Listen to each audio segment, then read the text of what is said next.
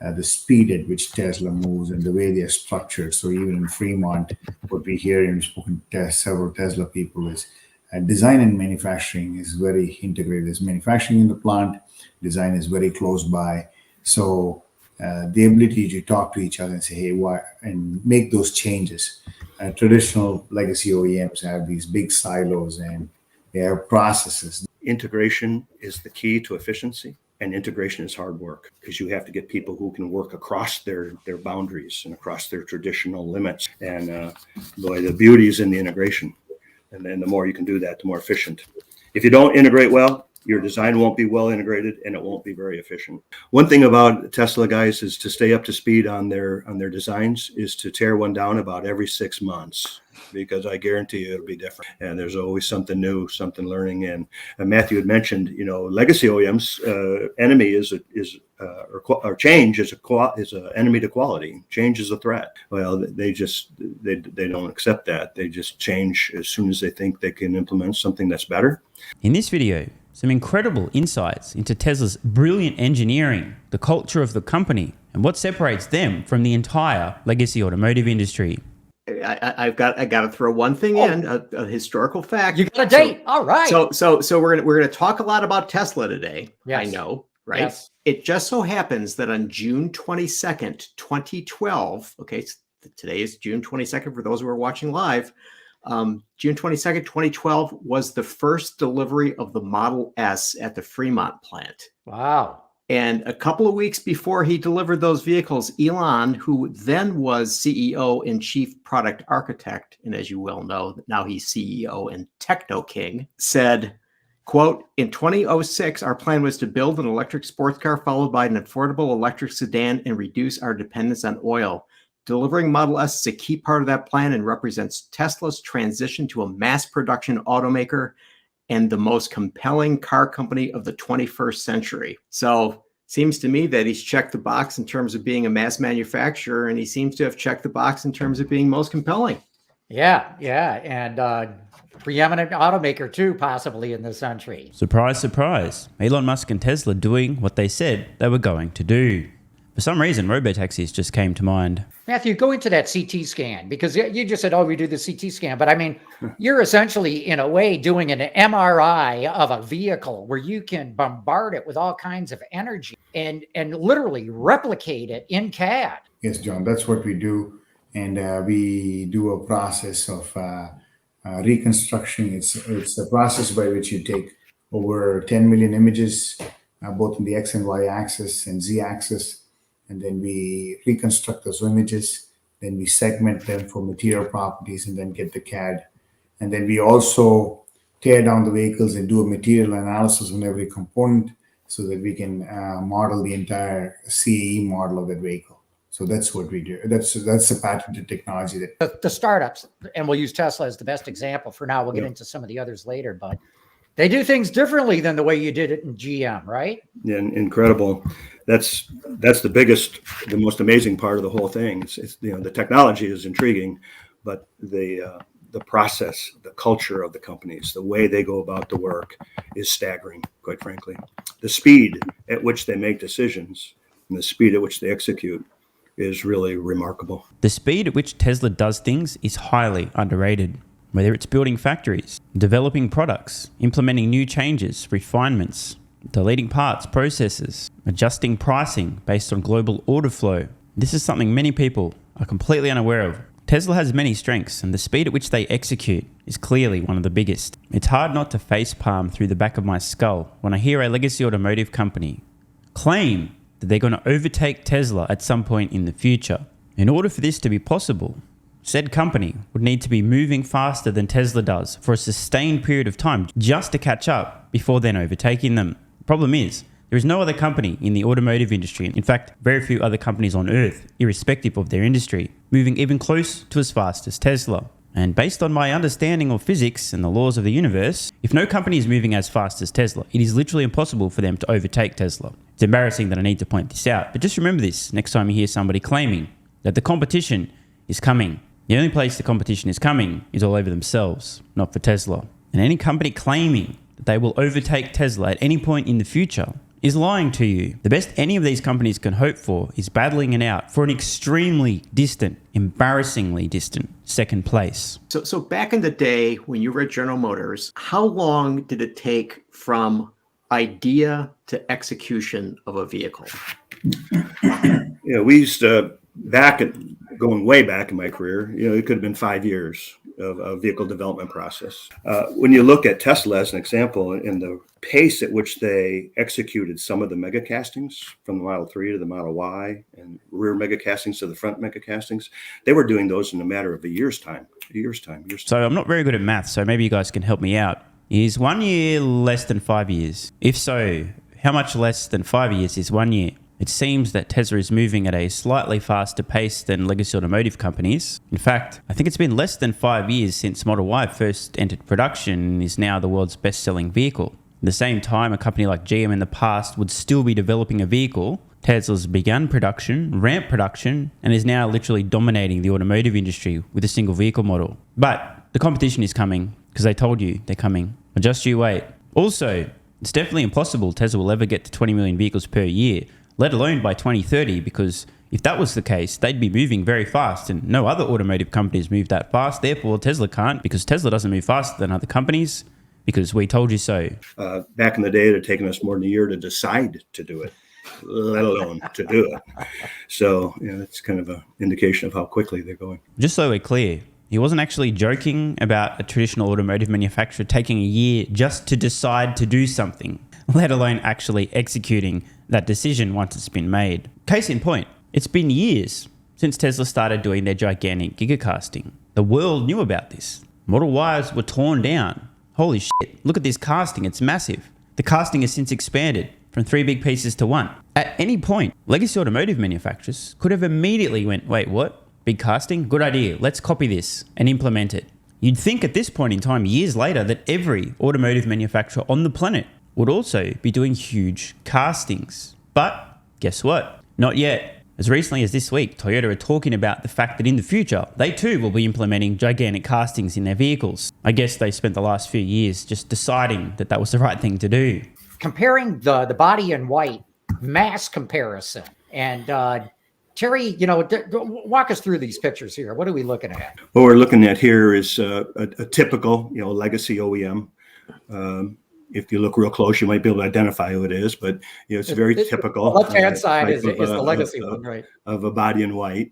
And now when you look over at the, in this case, Tesla Model Y, the latest edition, and you can see just seismic differences in these two architectures. In case you're wondering, Tesla's engineers have figured out how to do the same thing with about 40% less mass. Less mass equals less cost, and more importantly, more range. If you're an electric vehicle or any other vehicle, the more mass you're moving around, the less efficient, the less miles you get per gallon of fuel and or per kilowatt hour of battery. That wasn't nearly 4%, that was nearly 40% mass reduction. But remember, the competition is coming. The one typical, where it's just, I call it almost a stick build. You just bring all the pieces in, the sub-assemblies, and you sub-assemble those, and then you bring those together in a body shop, and through great painstaking work to get tolerancing, accuracy, build a body. Well, here you can see that with the Tesla, by introducing the mega castings, both the rear and then the front, and then going beyond that, and having the battery, instead of just being redundant metal, but having the battery be structural to the body, they ultimately they're achieving a great percentage of efficiency improvements. When you look at the body in white as a function of mass, the mass of the vehicle, how much of the vehicle mass is the body, and you can see the huge reduction in the amount of mass that you have to carry around just to keep water off the electronics, if you would. So this is just a great example of, especially in an EV, mass is so critically important from a parasitic loss perspective, and as a function of range and a function of the cost of the batteries to get effective range. You have to go after every kilo, and this is a great way to do that. You can see, with the Model Y, the idea of having a body in white come out of a body shop without a floor. It's like, well, that's kind of crazy. But when you look at it and say, well, I have this big piece of sheet metal for a floor, and then I have an almost identical piece of sheet metal this far below it as the top of the battery. It's like, why do I need both of them? And the truth is you don't, if you do it right. Now, you may have to increase, and did increase, the battery cover in order to be structural. But on net, over a 14% reduction or efficiency improvement. The speed at which Tesla moves and the way they are structured. So even in Fremont, what we hear, and we've spoken to several Tesla people, is design and manufacturing is very integrated. There's manufacturing in the plant, design is very close by. So the ability to talk to each other and say, hey, why, and make those changes. Traditional legacy OEMs have these big silos and they have processes. Another very important point and clear difference between Tesla and legacy automotive companies. There are no silos at Tesla. Everyone collaborates and talks to one another to create the optimal engineering outcome. Legacy OEMs, the guys are right. They have silos. This is design. This is engineering. They don't talk to each other. And not only that, but you'll often find each silo has very different objectives. I featured an interview on this channel a few months ago with Tesla's lead designer Franz von Holzhausen describing his experience at other automotive companies in which he worked on a project, and most others at the company he was working, the same company, wanted this project that he was working on to fail. You know why this happens? Company doesn't have a North Star, too much internal politics, people trying to protect their careers, and bad incentives. Jim Farley also described on an interview recently that he had to almost secretly start developing electric vehicles within Ford without others knowing, and many people in the company weren't supportive of the idea, wanted the project to die. So when we hear about silos within these companies, it's not just silos in terms of this person doesn't talk to that person, these engineers don't talk to these engineers. It's also ideological. There are silos within these companies, especially legacy automotive companies, who, for example, don't want to see electric vehicles succeed. Good luck getting anything done when you don't have everybody aligned with a singular mission, and where you don't have different parts of the company talking to one another, especially design, engineering, and manufacturing, collaborating. How do we make the best possible product? Many of these companies have a culture of conflict as opposed to collaboration. Doesn't end well, isn't ending well, and we're seeing this. Every time we see one of these vehicles torn down, it's a perfect insight to how much collaboration or how siloed the company is. If the engineering is beautiful, integrated, and seamless, shout out to the octovalve heat pump, gigacastings, and so on, you can see this is all about a culture of collaboration.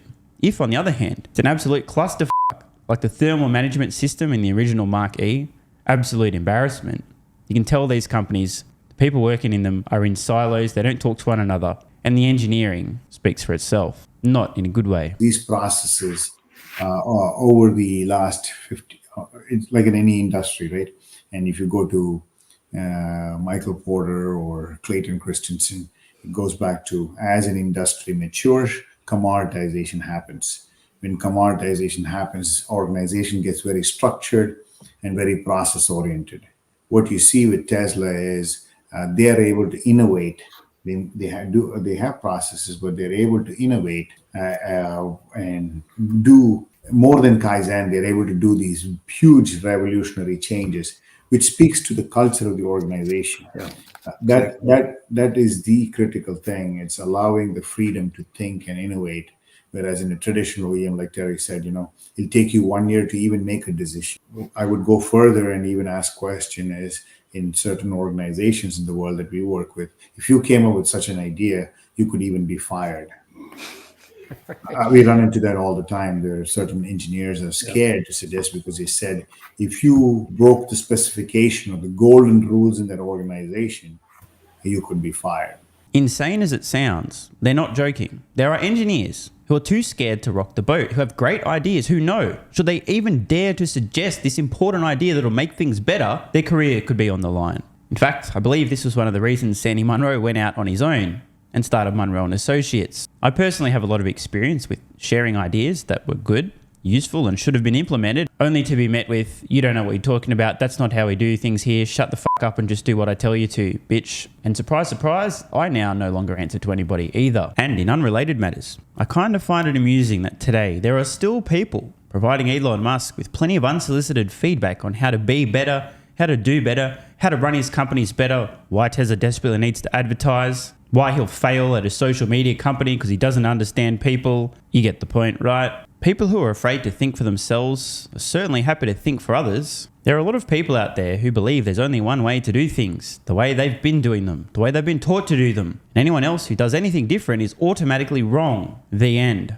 People like Elon spend their entire life proving these morons wrong. To the earlier question with the body, one thing that we talked about at CareSoft is industrial anthropology. You look at this teardown enough, I can draw the company's org chart. You look at the product, you can tell how they're organized. And you can tell something about their vehicle development process, what comes first and what comes second. You can just tell by looking at the product. Integration is the key to efficiency. And integration is hard work because you have to get people who can work across their boundaries and across their traditional limits. And the beauty is in the integration.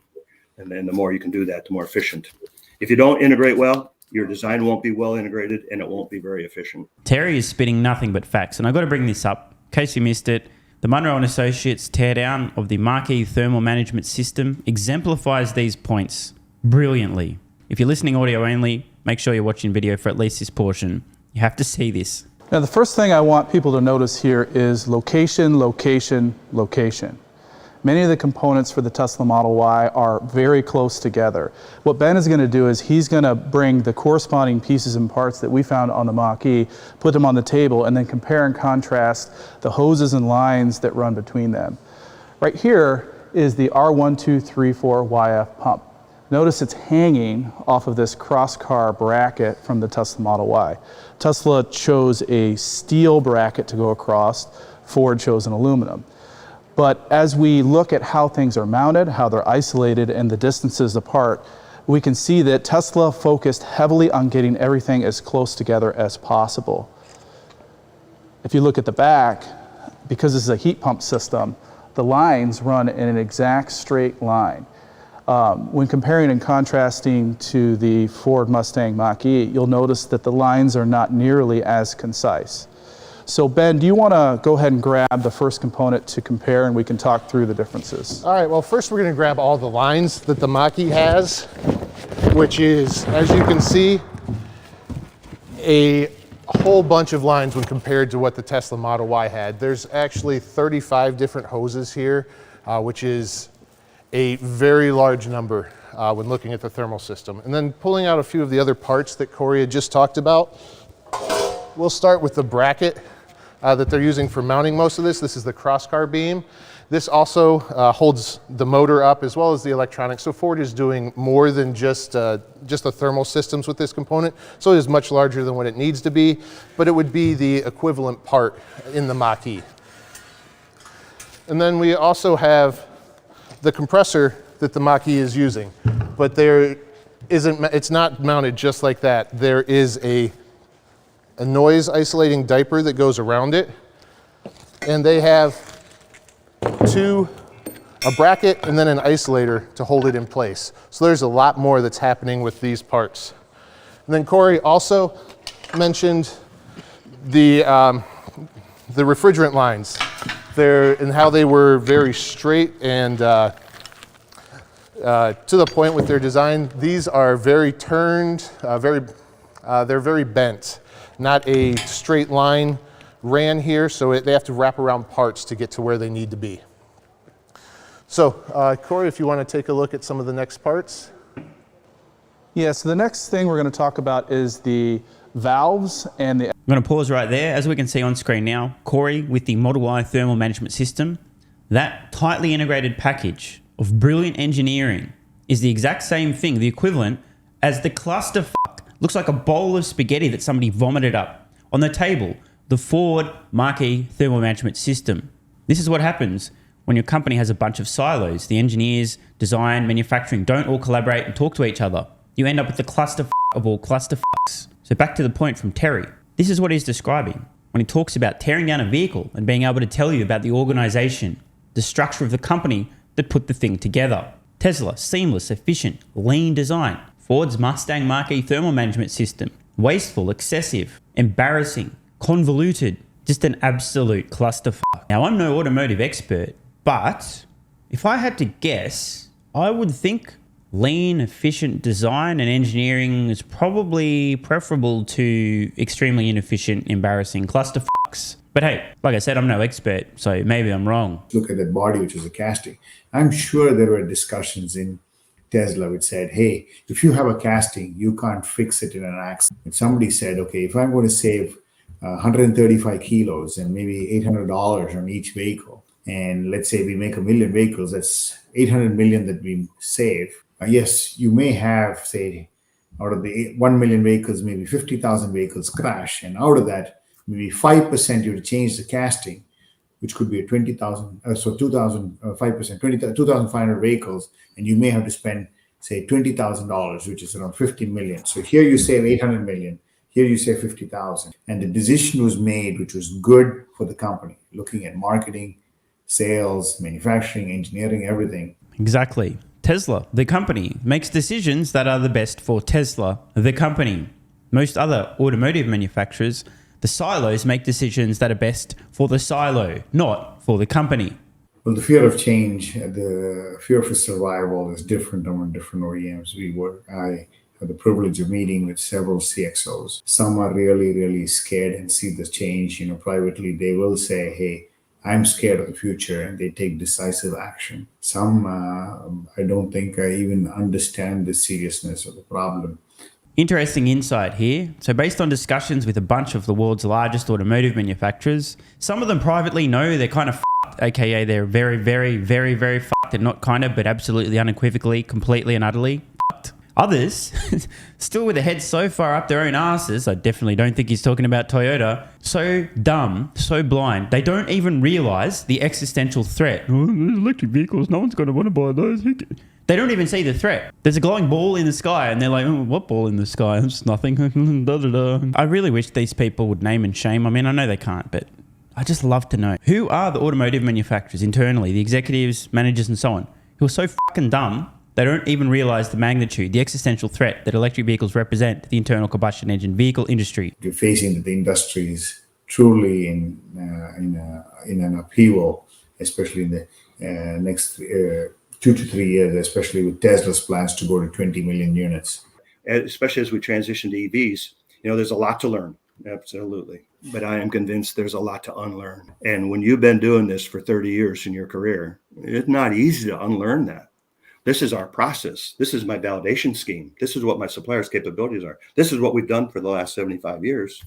Now you want me to just throw all that away and go in a totally new direction?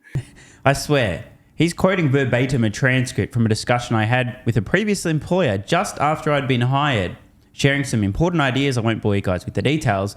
And the response from old doofus dinosaur was, oh, you don't understand. That's not how we do things. We've always done them this way. It was at this point I realized, just after being hired, time to work on my plan fucking B, because I'm getting out of here as soon as I possibly can. And that's tough. But these companies, they have to learn, and they have to unlearn, and they have to do it fast. And in this case, Tesla in particular, came forward with a very simple crosscar beam.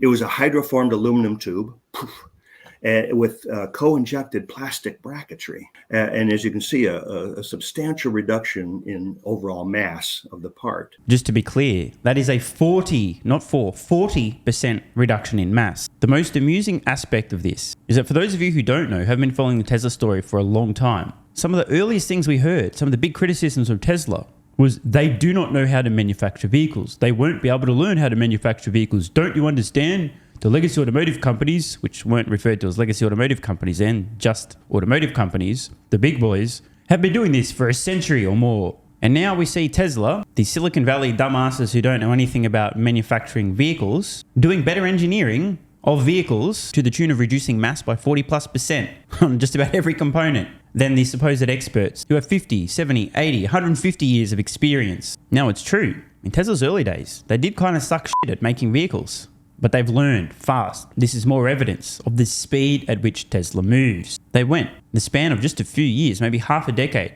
from worst in industry to best in industry, and they haven't stopped since. And so it's much easier for the operator. It's lighter, less parasitic loss, for all the good reasons to do this. But when some of the legacy engineers saw it in physical, they picked it up. There it is. And their reaction was, and I don't mean to be demeaning, but it was a little bit surprising. They simply looked at you and said, "This won't work." And it's a little bit stunning because you say, "Well, we bought the car and we drove it here. It seemed to work, and it gets a 5-star crash rating. Well, what do you mean it won't work?" It takes a special kind of arrogance for an engineer to dismiss someone else's engineering without actually taking the time to examine what has been engineered. If your thinking process, especially as an engineer, is that's different, therefore it won't work, you're a fucking idiot. Something may be different, and because it's different, it may not work. But if you dismiss it without determining whether or not it can work and will work, you're an idiot. All the vehicles we've benchmarked, none is as revolutionary and radical as Tesla is so far from a legacy automaker. Would that be fair? Yeah, Lucid is a very good, very excellent technical vehicle, but the Tesla on net definitely. And when you look at their projections with the manufacturing approach that they're broaching on, absolutely by a quantum. Yeah, but Terry, I mean, I'm the legacy automakers. Yeah. I have not seen a vehicle that is No. Tesla, Lucid. When you tear apart the Tesla pack, you find this pink foam inside, which you say is SpaceX material. What's that all about? And then I got a follow-up question on it as well. Okay, I'd recommend that Terry answer this question. Okay, go ahead, Terry. Better than I can. I would recommend Elon Musk answer this question. This is, you can see the battery pack with the top having been literally ripped off, which it's not easy to disassemble these batteries. It's quite a chore. But once you do, and you see that it's absolutely totally filled, every void at all is filled with this foam. And we understand that the foam is a structural foam that they actually use in the SpaceX craft. There's a lot more cross-pollination and collaboration between Musk's companies than many people realize. SpaceX foam, the same stuff being used in their rockets, found in the battery pack in the Model X. And you know where the Cybertruck's stainless steel exoskeleton came from, right? Sure is handy to have someone running your company who's running other companies who are doing incredible engineering as well. It is, it sets up like concrete, but it weighs like dust. It is quite remarkable. And in order to get these cells apart, because we wanted to benchmark this and tear this thing down to the very cells, down to the chemistry, it was incredibly difficult to get this foam out. We tried chemical attacks. We tried dry ice shot painting. We tried everything to get it apart, and we would just work away at it. So what they've done is by doing this, they've made a very structural pack. You push on one side, it's coming out the other side. It is just extremely structurally tight. The reason they did that is somewhat speculative. Did they do it for structure? Did they do it because they had thermal issues? And will it remain there? That's to be seen. I don't know that it will always be there. If it was as a countermeasure to another problem that they would get at in another way, they'll be doing that. One thing about Tesla guys is to stay up to speed on their designs is to tear one down about every 6 months, because I guarantee you it'll be different. And there's always something new, something learning. And Matthew had mentioned, legacy OEMs enemy or change is an enemy to quality. Change is a threat. Well, they don't accept that. They just change as soon as they think they can implement something that's better. Another important insight and a key distinction between Tesla and every other automotive company: the Tesla engineers, in essence, have a gun to their head. Your job is to change things constantly to make them better. If you don't, you'll get fired. Whereas the culture at other companies, if you change anything, you'll get fired. Don't dare to rock the boat. We've got to keep doing things exactly the way we've been doing them. No changes. If you've got an idea for an improvement, shut the fuck up. You have a suggestion to remove some mass, shut the fuck up. If you dare to question the orthodoxy, formal warning. 2 more of those and you're out of a job, bitch. Shut the fuck up. And do their due diligence to make sure that it doesn't cause problems, and that's what we saw. So this was a new learning when we tore the last one down. It was there. We'll see if it stays, but pretty incredible. I want you guys to talk about is how they do design changes on the fly. I mean, this is verboten in the auto industry, right? Thou shalt not make design changes on the fly. And it all harkens back to the Toyota production system. You freeze specs a year before job one. That way, everybody's on the same page. You get your quality right, and you don't introduce any design changes unless there's a major problem until 2 years after job one.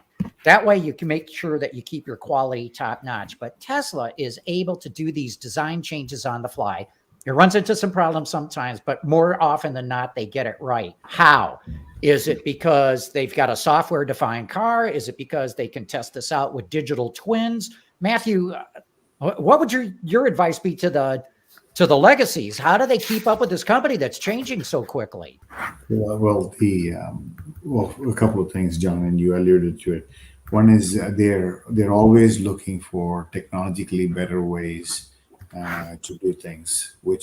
So for example, if you look at this phone here of mine, it's a convergence, right? It's a phone, it's an email device, it's a camera, it's a compass, it's a GPS, it's so many things. So Tesla is continuously looking at it from a technology standpoint, and there was an update from Apple this week. It happened overnight, OTA updates and so on. So change is part of the system, and that's the cultural mindset. It's a technology device. You need to continuously keep updating it. So how do they enable it? What we have heard is one is they do a lot more virtual simulation than legacy OEMs.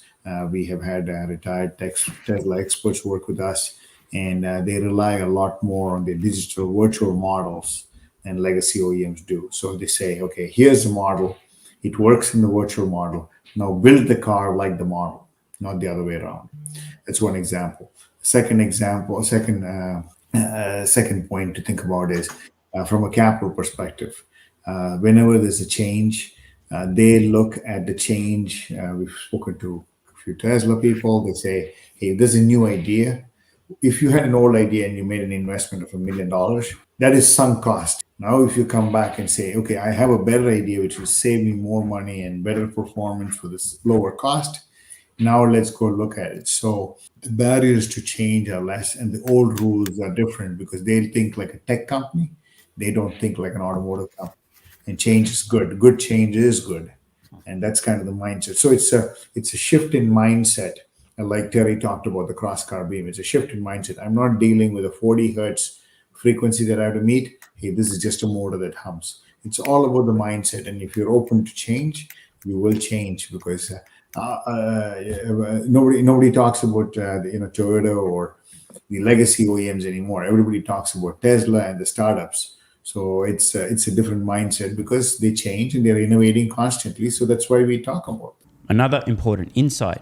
Tesla's mindset, key word there, mindset, is all about change. And when we say change, we mean making stuff better.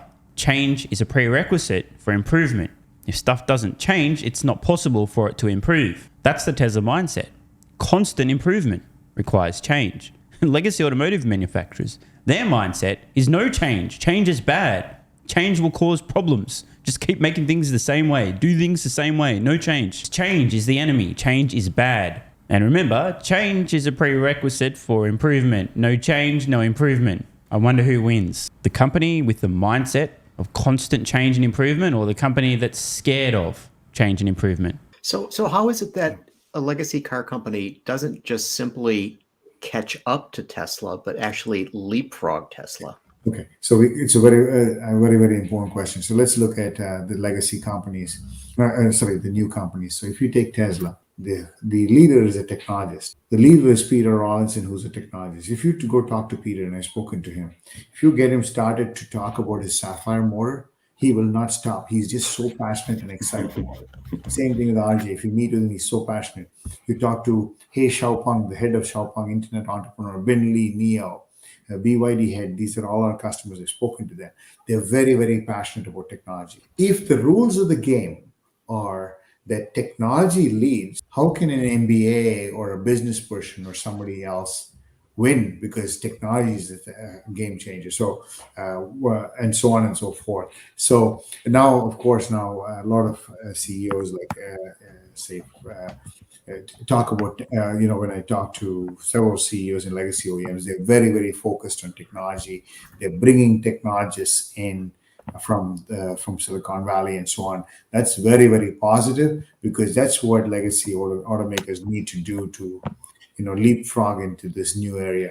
Will they truly be able to leapfrog the legacy OEM, the startups? I don't know, because the advantages of the legacy OEMs is 100 years What are the advantages of legacy? 100 years of history, 100 years of experience, and being a big company. But for a startup, for a company like Tesla, capital is not an issue. So what competitive advantages do you have? You have to evaluate it. It's not just a question of saying legacy versus startup says, hey, what specific competitive advantages do you have that makes you feel that you could leapfrog and beat Tesla? So it's mainly technology, and let the best man or woman or the best person win. That's what I would say. Well, that's a very polite way of saying legacy automotive companies are completely and utterly fucked. I challenge everyone watching, name a single area of technology, just one, where any legacy automotive manufacturer has an advantage over Tesla. Just one. I don't care what it is, whether we're talking about thermally managing a battery, the design of the battery cells, the manufacturing of the actual vehicle, the efficiency of the vehicle, software capabilities. Just one. Please. I'm just kidding. There's no answer. Don't even bother trying. I think we know how this one ends. Amazingly, there are still people to this very day who think, claim, and will even say it out loud that Tesla is just a car company, as in they don't have any technology. You may even hear some supposed analysts on Wall Street claiming that Tesla doesn't have any technology that Toyota doesn't already have. People who make these comments are tacitly admitting that either they're a moron or they're lying to you. As I've been saying from day one, electric vehicles are computers on wheels, software technology. This is what really matters. If you think as deep as a potato would be capable of doing, you see a vehicle, it's got wheels, windows, doors, it's the same thing, right? It doesn't matter if it's internal combustion or electric, right? Wrong. And it still amazes me that today there are some people that just don't get this. I know this video was super nerdy, and if you're still watching, there's a good chance you may be on the spectrum. If you guys want to see the full video, check out the link in the pinned comment. It's always good to hear some automotive industry experts and folks who are looking at not only Tesla's technology, but other vehicles as well, able to share their thoughts and opinions. It's interesting how the sentiment is shifting quite quickly from Tesla's going to fail, the competition will come, Tesla's in trouble once the big boys start making electric vehicles, to the entire industry is way behind Tesla. Can they catch up? How could they catch up? Why is Tesla so far ahead? What are they doing differently and better? And by the way, I can actually answer that question. What is Tesla doing differently and better? Literally everything. Athletic Greens AG1 has given me a massive, meaningful boost in energy, allowing me to do a lot more every day, including using my brain more and using my body more. I highly recommend you guys and girls check it out. Athletic Greens AG1 is an excellent way to fill in nutritional gaps. It's got 75 high-quality vitamins, minerals, and whole food source nutrients, plus prebiotics and probiotics and digestive enzymes and adaptogens to help you deal with stress. Plus, if you click the link in the pinned comment or head to drinkag1.com/SMR, you can get yourself a 1-year free supply of vitamin D3 and K2. But don't take my word for it. Here's what some of you guys and girls have to say. AG1 has changed my life. I was, as you described, treating myself like a circus, ate like trash, rarely exercised, used alcohol as a stress crutch, cannabis also. AG1 is what gave me the kick in the ass, got me back to the gym, motivated me to do more for myself, family, my business, etc. Keep doing what you do. Now, I know there's some skeptics, the same kind of people who think Elon Musk is a fraud, reading this going, what do you thought? There's no way that's possible, bro. It must be a placebo effect. Believe it or not, this is a recurring theme. If you give your body everything it needs to feel and perform its best, including having a lot more energy, you'll need ways to use that energy. For me personally, that includes more exercise, moving my body more social activity, and more cognitively demanding tasks, including producing a ton of exclusive content over on Twitter and on Patreon, plus my daily YouTube uploads. The proof's in the pudding. On to another testimonial from a viewer of this channel. SMR, you asked me to provide feedback on AG1. Here it is. It has helped with mental acuity, stamina, and intestinal waste management. Can't read between the lines. It certainly helps with regularity and digestion. That's what the digestive enzymes are for. It has also dramatically reduced my cravings for sugar. You guys need to stop eating sugar. It's fucking poison. I'm 50, 5'9", and overweight, aka a fat motherfucker. I think that's a technical term for overweight, isn't it? Is it fat motherfucker or obese? I can't remember. I average 100 hours a week in the West Texas oil fields as a safety supervisor. Jesus Christ, dude. No wonder you're struggling to keep your weight under control. 100 hours a week. Brutal. It has helped me lose weight. It is not an appetite suppressant. It can help fat people suppress cravings, and motivation to be healthier is critical for changing your diet. Love you, brother. Again, this is a great point. It's something people really don't seem to grasp. If you have more energy, everything becomes easier. It's like turning on easy mode for life. A few years ago, before I was taking AG1, my health was trash. I was struggling to get through the day, had afternoon fatigue. The last thing I wanted to do was either use my brain or move my body. Didn't have the energy. Now, my biggest struggle every day is figuring out ways to use that energy. I'm exercising way more, doing a lot more with my friends and family, and of course, my work output has increased substantially. And you can fact check me. Check out the average length of my videos I was posting to YouTube 3 years ago. Need I say more? And one final testimonial. Love this one. Okay, here's the deal for me with this AG1 shit. I'm 41 years old and not the type to eat, drink, smoke, or sleep healthy, so I was skeptical. That being said, here's what I experienced. Day 1, meh. Day 2, afternoon fatigue was about 45 minutes late. Day 3, 0 afternoon fatigue. Day 4, 0 afternoon fatigue plus extra energy. Day 5, again, 0 afternoon fatigue plus energy. Wondering, what the fuck, really? See, this is the thing, right? The results for many people are just almost too good to be true. This is the same experience I had. My afternoon fatigue just vanished out of nowhere. I'm like, wait, what the fuck? Why am I not tired in the afternoons anymore? Surely it's not that AG1, is it? Turns out it was. Day 6 and 7, same thing. Day 8, same thing. Plus, I had the want to get things done around the house that I normally would slack off and not get done. Again, the point, extra energy, you'll need to use it. You'll find ways to use it. Day 9, 10, and 11, and today is day 12. I fucking love it. So however you managed to get me to buy it, I'm so glad you did. Thank you so much, SMR. It really changed me so far. Guys, this shit really works. Just try it. By the way, this is the reason I continue to relentlessly promote AG1. A lot of people get real fucking mad in the comments. Oh my God, Snake Oil Salmon's sold out. Oh my God, he's a scammer. This is fraud. But constantly, I'm pretty sure everyone making these comments is also currently short Tesla stock. I'm not particularly concerned about people having a negative perception, those folks suffering from small brain syndrome, still living in my bum's basement syndrome, etc., writing mean comments, claiming AG1's a scam or it doesn't work. I mean, bro, when I get feedback like this is what keeps me going. And remember, there is a 90-day money-back guarantee. There's nothing to lose here. Just try this stuff for a month, and if you don't get these results, get your money back. See, it's a literal no-brainer. It's an IQ test at this point in time. Testimonial after testimonial after testimonial like this. Get your money back if it doesn't work. Just try it for a month, and if it doesn't work, get your money back. Today's the day.